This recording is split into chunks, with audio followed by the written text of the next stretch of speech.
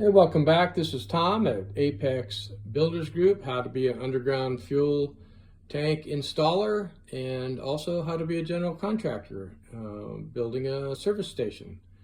As you can see, we've got the concrete ready-mix truck.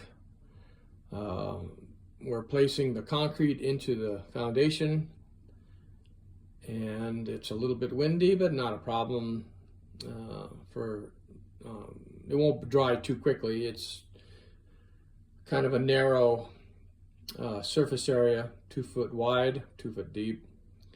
If it was flat concrete, we would have probably not poured or placed our concrete today because the winds can superhydrate the concrete, which is bad.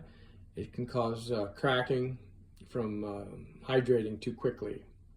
As you may not know or may know, concrete is very, very specific